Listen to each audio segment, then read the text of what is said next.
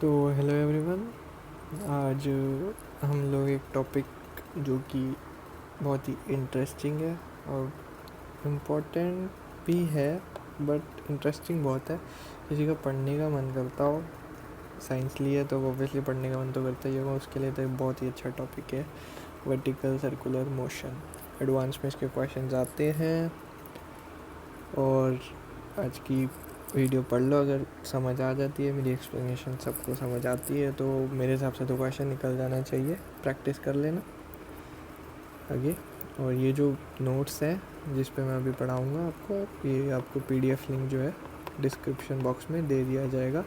और अगर यार ये पसंद है तो प्लीज़ चैनल को सपोर्ट करना, नया चैनल है, आपके सपोर्ट से ही चलेगा। और अगर आपको मेरा काम पसंद आए तो प्लीज़ इसको लाइक शेयर सब्सक्राइब सब कर देना, ठीक है। तो वर्टिकल सर्कुलर मोशन पे हम आ जाते हैं। उससे पहले यार, एक तो वर्टिकल सर्कुलर मोशन होता है, एक होता है हॉरिजॉन्टल सर्कुलर मोशन, है ना। एक्स और वाई एक्सिस में जो तुम पढ़ते हो, अरे यार पढ़ के आए होगे अभी पहले, है ना। तो उसमें क्या है कि कुछ कुछ एक्सलरेशंस होती हैं, जैसे कि ये होगी normal acceleration, radial acceleration, centripetal acceleration, तीनों एक ही चीज़ें हैं।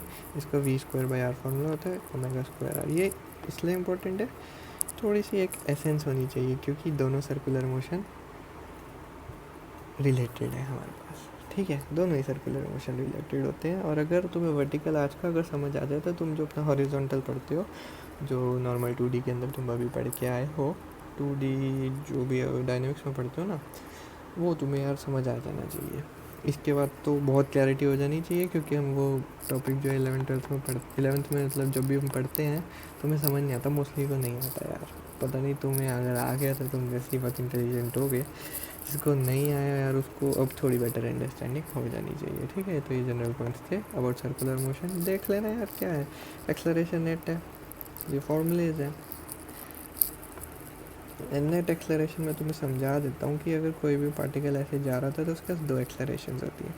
एक तो ये हो जाएगी एक्सलरेशन जो कि टेंजेंशियल होती है, और एक एक्सलरेशन जो कि सेंट्रीपिटल एक्सलरेशन होती है। और ये बहुत इंपॉर्टेंट है, जो सेंट्रीपिटल एक्सलरेशन होती है ना, जो हमें सेंट्रीपिटल फोर्स देती है, that is the most important factor for to keep an object of mass M या कोई भी मास इन अ सर्कुलर मोशन, चाहे वो वर्टिकल हो चाहे हॉरिजेंटल हो। ये चीज़ सबसे इम्पॉर्टेंट होती है, ठीक है। तो नेट एक्सलरेशन आ जाएगी, नॉर्मल वेक्टर है, तुम लोगों को लगाना आता ही है, ये भी नॉर्मल चीज़ है। ये टेंजेंशियल एक्सलरेशन भी बड़ी इम्पोर्टेंट होती है, ठीक है। एक तो हमारी टुवर्ड्स द सेंटर चल रही है, एक टेंजेंशियल भी चल रही है। टेंजेंशियल जो है इसकी स्पीड डिफाइन करती है, जो इसको समझाती है कि नॉन यूनिफॉर्म है। वो मैं तुम्हें अभी नीचे एक्सप्लेनेशन देता हूँ, वो हॉरिजॉन्टल वर्टिकल दोनों के लिए एप्लीकेबल है कि सर्कुलर मोशन जो है वो नॉन यूनिफॉर्म क्यों होता है, ठीक है। वैसे तो शायद तुम मेरे ख्याल 9th में पढ़ते हो, यही सेम चीज़ जो पहला लॉज ऑफ मोशन चैप्टर आता है उसमें भी हम लोगों को पढ़ाया जाता है, पर नहीं पढ़ा तो आज पढ़ा देते, क्या जा रहा है। तो देखो ये है हमारे पास vertical circular motion, concept understanding करनी है for non uniformity of vertical circular motion. कुछ नहीं करना, कुछ भी नहीं करना। एफ बनाने आते हैं, ये इधर आएगा जी, मान लो इधर कुछ टेंशन कुछ भी टी मान लेते हैं, टी डैश होगी, यहाँ पे जाके चेंज हो जाती है। थीटा एंगल से हमने इसको घुमाया, ये यहाँ तक पहुँच गया, एम जी कॉस थीटा निकाल लोगे, ये एम जी साइन थीटा, और ये T. F T tangential force, tangential force जो है हम लोगों के पास मेरे भाइयों, वो एम जी साइन थीटा हो गई। एक्सलरेशन टेंजेंशियल क्या हो जाएगी, क्या फोर्स इज इक्वल टू में एम इंटू ए, तो होता है मेरे भाइयों तो जी साइन थीटा। तो स्पीड जो है कांस्टेंट नहीं आएगी, जिसकी वजह से हम इसको बोलेंगे नॉन यूनिफॉर्म सर्कुलर मोशन। जो भी इंपॉर्टेंट थोड़ी सी पॉइंट्स हैं मैंने उसको हाईलाइट कर दिए ताकि आपको दिक्कत ना हो जब आप बाद में इसको देखो। ये थोड़ा सा क्लमजी हो गया है, बट मैं समझाऊंगा, ध्यान से समझ लोगे तो तुम्हें पक्का सा समझ आ ही जाएगा। अब कुछ नहीं है, हम अपने मेन टॉपिक के ऊपर आ चुके हैं, ठीक है, जो कि है यूनिफॉर्म सर्कुलर क्या है, वर्टिकल सर्कुलर मोशन। तो हमने दो पॉइंट्स इसके अंदर लिए, ए और point B. At point A normal F B D बना दिया, T not minus M G is M V not square by L, क्योंकि हमारे की यहाँ पे वेलोसिटी वी नॉट थी। एट पॉइंट बी सेम चीज़ करी। अच्छा ये टेंशन चेंज हो जाती है, ये चीज़ बहुत इंपॉर्टेंट है, मैं अपने टाइम पे गलत कर देता था। टेंशन चेंज हो जाती हैं मेरे भाइयों, टेंशन चेंज हो जाती है इसके अंदर, क्योंकि फोर्सेस चेंज हो रही है ना यार, ऑब्वियस ही बात है। वर्टिकल सर्कुलर मोशन में अगर तुम चल रहे हो, ठीक है, तो चेंज हो जाएगी हमेशा, जो उसके ऊपर सेंट्रीपिटल फोर्स रहेगी वो चेंज होती रहेगी, क्योंकि यूनिफॉर्म मोशन है, तो वेलोसिटी चेंज हो जाएगी। तो जो हमारे पास v not square by r होता है, ये चेंज होता जाएगा, फोर्स चेंज होती जाएगी, टेंशन वैसे भी चेंज होती ही जाएगी। तो ये यहाँ टी नॉट है, at point B it is T, कुछ नहीं करना है। At highest point we have T dash plus M G is M V H L, M V H का स्क्वायर इंटू एल, बस वही अपना जो डायनेमिक्स वाली इक्वेशन होती है, फोर्सेस को इक्वेट करने में लगे हुए हैं।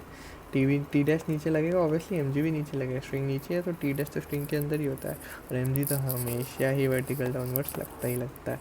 वी एच हमारे पास पहले ही है, एम वी एच का square by L, this is the thing that is at highest point for it. देखो बहुत इंपॉर्टेंट चीज़ है ये, for it to just complete the circle, किसको, बॉब को, जो कि मास एम का है, तो हमारे पास टी डैश जो है वो greater than equal to zero होनी चाहिए। तो M G should be like this, यही है ना यार, क्या करा है मैंने, कुछ किया, टी डैश को ज़ीरो कर दिया, एम जी जो है हमारे पास ये आ जाएगा। तो वी एच का स्क्वायर इज जी एल, तो V H is root G L. The most important line जो मैं अब कहने वाला हूँ कि एक बॉब को अगर हमने वी नॉट वेलोसिटी से फेंका, उसको वी नॉट छोड़ो, अगर उसको पूरा सर्कल, वर्टिकल सर्कल कंप्लीट करना है हमारे पास, तो उसकी वेलोसिटी जब वो अपने हाईएस्ट पॉइंट के ऊपर पहुंचेगा वो रूट जी एल होनी चाहिए। अगर वो ऐसा है तो हमारा क्वेश्चन बहुत ही आसानी से सॉल्व हो जाएगा, बहुत ही आसानी से, ठीक है, बहुत आसानी से क्या सॉल्व हो जाएगा, हमें कंसेप्ट आ गया, सॉरी, ऐसे क्वेश्चन तो बाद में देखेंगे। ये तुम लोग मेरे ख्याल समझ जाओगे, अब दोनों चीज़ें पढ़ोगे तो मैंने तुम्हें समझा दिया है, तो ये समझ जाओगे, पक्की सी बात है। अब हमने देखना है कि क्या वेलोसिटी हो जाएगी एट बॉटम, ये इंपॉर्टेंट पॉइंट है, ढंग से देखो, इंपॉर्टेंट चीज़ है, जहाँ कहीं भी है या तो मैंने उनको हाईलाइट कर दिया है, इंपॉर्टेंट उसके ऊपर लिख दिया है। कंजर्वेशन करनी है मैकेनिकल एनर्जी की, मैकेनिकल एनर्जी की अगर हमें कंजर्वेशन करनी होती है तो हमें ज़रूर से एक रेफरेंस पॉइंट चाहिए होता है मेरे भाइयों, रेफरेंस पॉइंट चाहिए होता है, रेफरेंस पॉइंट चाहिए होता है, उसी के अबाउट हम लोग कंजर्वेशन कर सकते हैं। और इसके अंदर एक इम्पॉर्टेंट बात, कंजर्वेटिव फोर्सेस नहीं ली जाती, नहीं ली जाती, नहीं ली जाती। ड्रैग फोर्सेस जैसे हो गई, फ्रिक्शन वगैरह हो गई, उनको निगलेक्ट करते हैं हम लोग, वरना हम कंजर्वेशन मैकेनिकल एनर्जी नहीं लगा सकते। तो ये पॉइंट लिखना नहीं है यार, सब्जेक्टिव पेपर थोड़ी हो रहा है, ठीक है, ऑब्जेक्टिव पेपर है, बट अपनी अंडरस्टैंडिंग के लिए तो पता होना चाहिए ना, क्योंकि वो वहाँ पे घुमा देगा तुमसे, एनर्जी कंजर्वेशन लगवाएगा, तुम्हें फोर्स करेगा, लगा दो लगा दो लगा दो लगा दो, पर यार फोर्सेस कंजर्वेटिव होगी, फ्रिक्शनल वगैरह होगी, तुम निगलेक्ट करना भूल गए, क्वेश्चन गलत हो जाएगा, फिर वो कहेगा यार हम तो जई हैं, यही है ना जई, वो घुमाता है और हम घूम जाते हैं। Kinetic energy A plus potential energy at A, kinetic energy at B plus potential energy at B. सबसे इम्पोर्टेंट चीज़, जो रेफरेंस पॉइंट हम लेते हैं हमेशा से ग्राउंड को ही ले लो, ग्राउंड मतलब जो भी ये लास्ट पॉइंट होता है उसको ले लो, उसको हम डेटम लेवल भी कहते हैं, ये सबसे इम्पोर्टेंट होता है। क्या है, इसके ऊपर हम लोग की पोटेंशियल एनर्जी ज़ीरो हो जाती है ग्राउंड के रिस्पेक्ट में, तो देख रहे हैं, ये देख लो, ढंग से देख लो, ए इसके ऊपर वी नॉट थी, बी के ऊपर है उसके ऊपर वी थी, अब मैं आगे लेके जा रहा हूँ, अब देखना क्या हुआ। ए पॉइंट के ऊपर वी नॉट से उसको प्रोजेक्ट किया था, पोटेंशियल एनर्जी ज़ीरो हो जाएगी, इसको ग्राउंड माना था, ये और ये 2L कैसे हो गई, eight highest point, eight highest point, ठीक है। अच्छा ए और एच के बीच में लगा रहे हैं, बी नहीं देखना हमें, ए और एच के बीच में लगा रहे हैं, ये एच पॉइंट मान लेते हैं, ठीक है। तो यहाँ इस पॉइंट के ऊपर है जो भी है, ठीक है, ये 2L हो जाएगा, क्योंकि ये सर्कल था ना, तो स्ट्रिंग का लेंथ L थी, तो ये यहाँ तक जाते जाते जो है 2L हो जाएगी, पीछे तुमने देखा ही है, कुछ नहीं करना यार, कैलकुलेशन कर लेंगे। तो वी नॉट जो आएगा वो √5GL आ जाएगा। क्या, minimum speed required at the bottom most point two complete the vertical circle, कुछ नहीं करना, minimum velocity required at the bottom most point, highest point के ऊपर जो आ गया वो आ जाएगा अंडर रूट में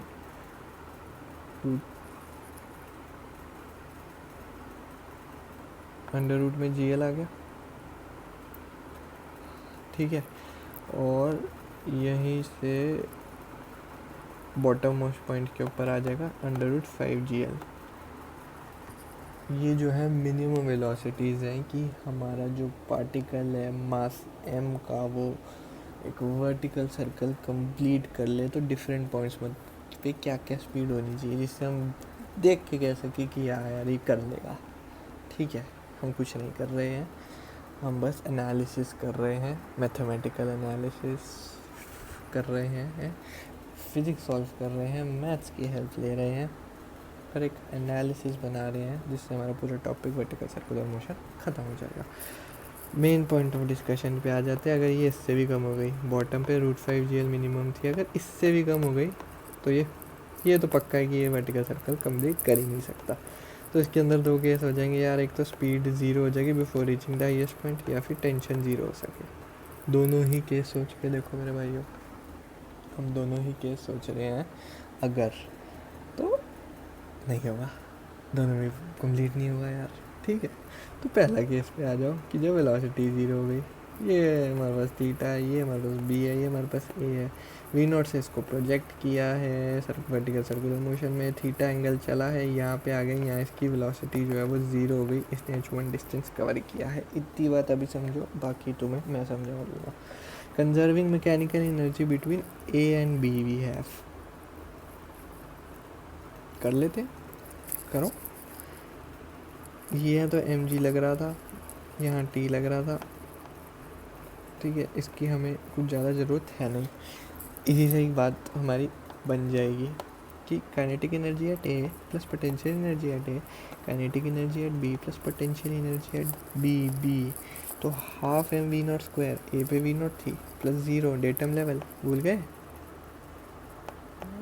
ये हमारा डेटम लेवल है ना मेरे भाइयों, काइनेटिक एनर्जी एट बी। क्यों? क्योंकि वेलोसिटी 0 हो गई यार, तभी तो ये केस लिया था।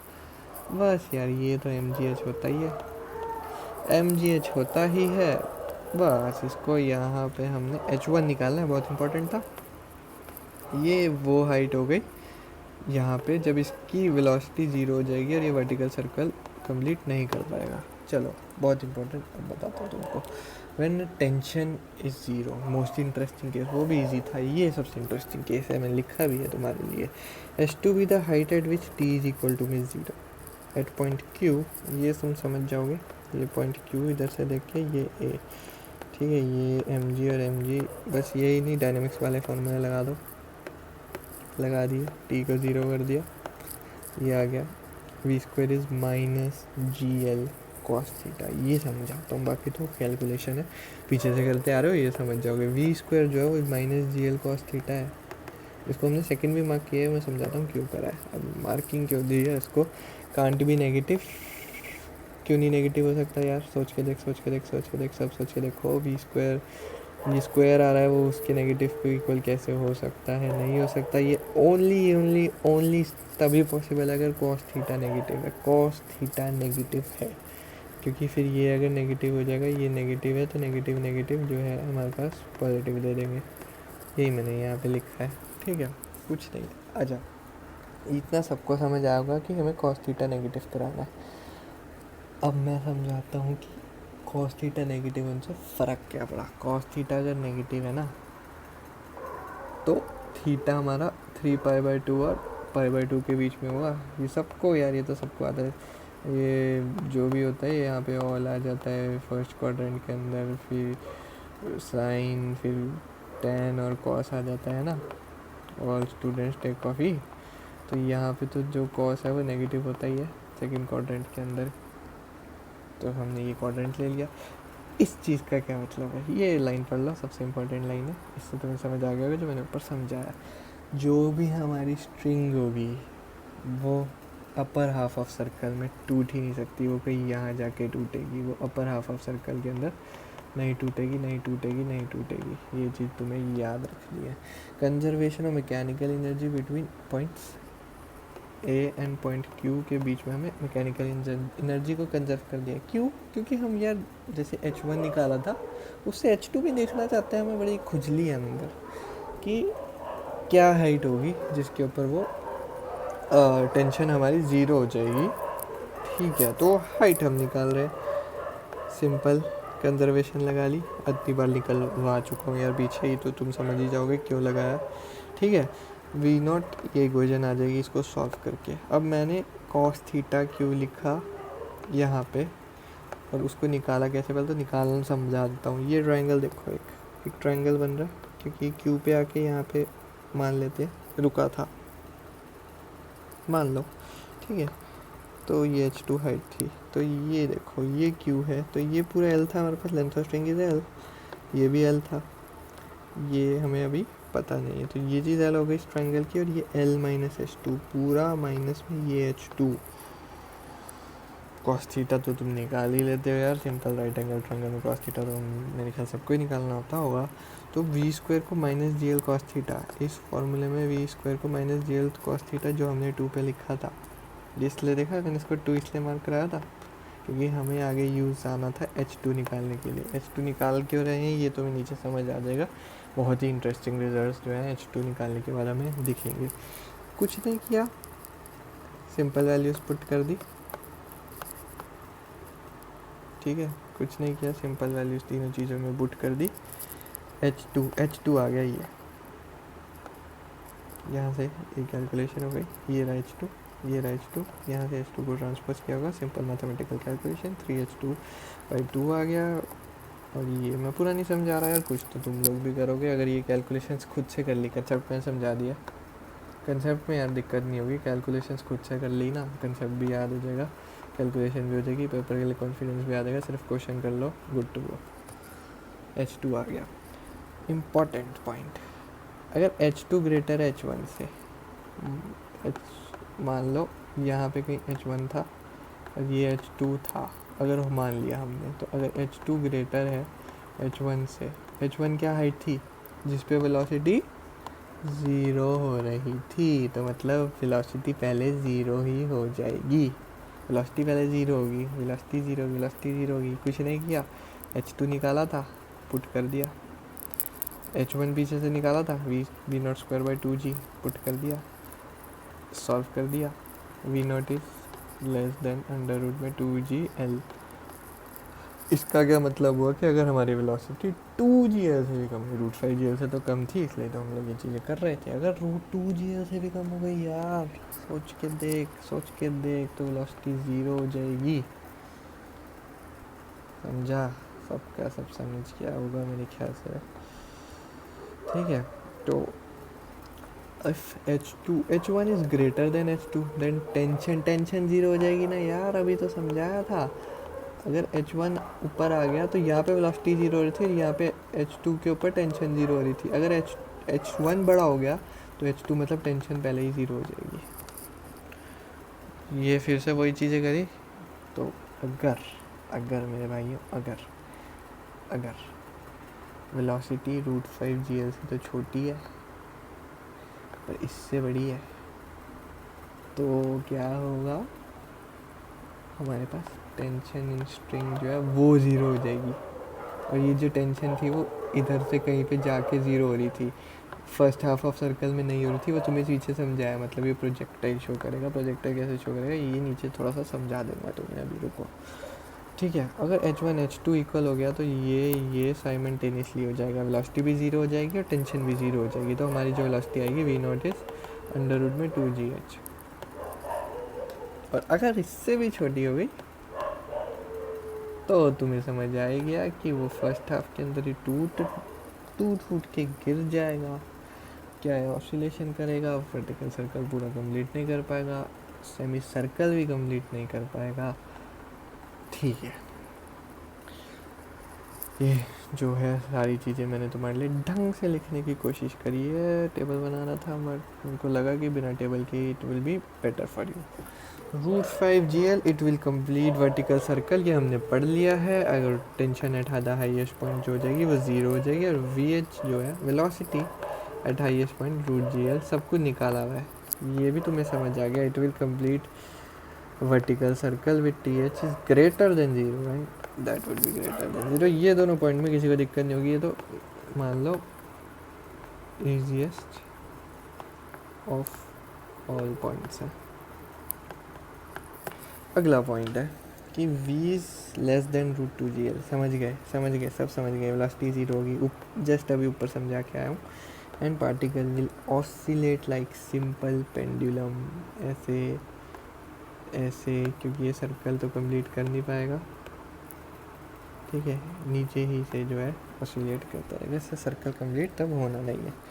ये इंपॉर्टेंट पॉइंट था। ये है √5gl v और √2gl will not complete circle and t is equal to 0, क्योंकि ये √2gl से बड़ी हो गई, समझ रहा था, तो t इक्वल 0 हो जाएगा। इसके अंदर क्या आ रहा है हमारा, वेलोसिटी एट h1 जो है वो वेलोसिटी एट h2 से ग्रेटर हो रही थी। ये तुमने अभी देखा, पीछे देखा, इसके लिए t इक्वल टू 0 हो रहा था। String will slack and projectile occur. Sir तो प्रोजेक्टाइल अकर कैसे करेगा, ये देखो, ये हमने समझा था कि फर्स्ट हाफ में तो करेगा नहीं स्लैक, क्योंकि कॉस थीटा जो हमको चाहिए था वो नेगेटिव चाहिए था, तो वो तो इधर से ही आएगा नेगेटिव। और अगर ये नेगेटिव यहाँ से आएगा तो ये पक्का यहीं कहीं स्लैक करेगा। यहाँ स्लैक करेगा तो यार ये अपने बंधनों से टूट गया ना, ये सेंट्रीपिटल फोर्स से टूट गया ना, तो ये अपनी ऐसे जा रहा था एकदम से टूट गया, तो ये प्रोजेक्टाइल ही तो शो करेगा मेरे भाइयों, प्रोजेक्टाइल तो शो करेगा, ये इसमें प्रोजेक्टाइल शो कर देना है। ठीक, इसके एंगल्स जो है तुम लोग इक्वल कर सकते हो सारे के सारे, 90 माइनस थीटा, ये 90 माइनस थीटा एंगल्स इक्वल कर सकते हो, और तुम्हें जो है एंगल प्रोजेक्शन मिल जाएगा। प्रोजेक्टाइल की तरह सॉल्व कर देना। इसके ऊपर अगर क्वेश्चन चाहिए कि जो प्रोजेक्टाइल बन के जब गिरता है तो हम इसको कैसे सॉल्व करते हैं तो मेरे को बता देना, मैं खुश हो जाऊँगा और मैं तुम्हें सॉल्व करा दूँगा, ठीक है। वी जो है √2gl then oscillate within the semi circle, तब ये सेमी सर्कल पूरा कर लेगा। वर्टिकल सर्कल तो तब भी नहीं होगा, बट इस सेमी सर्कल के अंदर ऑसिलेट करेगा। ये शायद सब समझ ही रहे होंगे, कॉमन सेंस वाली बात हो गई है इतना सब कुछ पढ़ने के बाद। ये क्वेश्चन आता है यार, ये तुम लोग कर सकते हो कि हमने इसको यहाँ पे रखा था, ठीक है, फिर यहाँ से इसको गिर गया, मान लो ऐसे चलते तो 21 पॉइंट के ऊपर इस स्फेयर को छोड़ देगा, तो वो थीटा एंगल तब क्या हो जाएगा, theta at which the mass breaks off the sphere. ये क्वेश्चन है, अच्छा क्वेश्चन है जो आज पढ़ा है, उसका एक एप्लीकेशन कह सकते हो, बता देना। अगर ये भी कराना हो तो मैं नीचे कमेंट सेक्शन में इसको बता देना, सॉल्व करा दूँगा, ठीक है। जैसा भी तुम लोग कहोगे मैं करा दूँगा। ऑल द वेरी बेस्ट यार, ऑल द वेरी बेस्ट, सबको वेरी बेस्ट। अभी तुमने आज मेरे ख्याल सबका मेंस ख़त्म हुआ, फिर अब एडवांस है, बीच में बिट्स वगैरह होंगे, तो लगे रहो यार। जय पूरी डेप्थ में जाके टॉपिक पढ़ोगे तो पक्का क्लियर हो जाएगा, मैं गारंटी देता हूँ। तो थैंक यू यार सबको, और सबको very best, all the very best. और अगर ये वीडियो अच्छी लगी हो, कुछ भी समझ आया हो, अच्छे से समझ आया, तो यार प्लीज़ चैनल को लाइक सब्सक्राइब कर देना, वीडियो को लाइक कर देना, वीडियो को शेयर कर देना। अब ऐसा करोगे तो शायद मेरे में और कॉन्फिडेंस है, मैं थोड़ा और ढंग से पढ़ाना शुरू करूँ। एंड ये नोट्स मैं जो है आपको दे दूँगा, उसके अंदर नीचे जो है डिस्क्रिप्शन बॉक्स के अंदर ये नोट्स प्रोवाइड हो जाएंगे आपको, तो जैसा भी आप लोग चाहेंगे वैसा कर दिया जाएगा। तो बस यार प्लीज़ सपोर्ट करना अगर आप लोग को ये चीज़ें पसंद आई हैं तो। बाकी thank you very much, and please तैयारी करते रहिए, यह जो टाइम है आपका लाइफ बदल देगा सबकी। और एक और जो इम्पोर्टेंट बात थी कि मैं जो सेटअप ये यूज़ कर रहा हूँ, मैं इसके ऊपर भी एक वीडियो लेके आऊँगा बहुत ही जल्दी, आपको ये सेटअप बताऊँगा कि आप लोग भी ये सेटअप अगर लेना चाहें, किसी के पास अगर प्री ओन मतलब आईपैड ऑन कर रखा है, तो इस सेटअप को कैसे क्रिएट करना है, नोट्स है, पेंसिल है, वो सब मैं आपको समझाऊंगा, चीपेस्ट वे में समझाऊंगा, सबको हेल्प होगी। तो किसी को अगर उसमें चीज़ में भी इंटरेस्ट हो तो मेरे को बता सकता है, नीचे कमेंट्स में लिख देना, मैं उसके ऊपर जल्दी से जल्दी एक वीडियो बना दूंगा। बाकी यार सबको बहुत बहुत थैंक यू। कुछ ना समझ आया हो तो मैं सॉरी हूँ, मैंने अपना पूरा जो है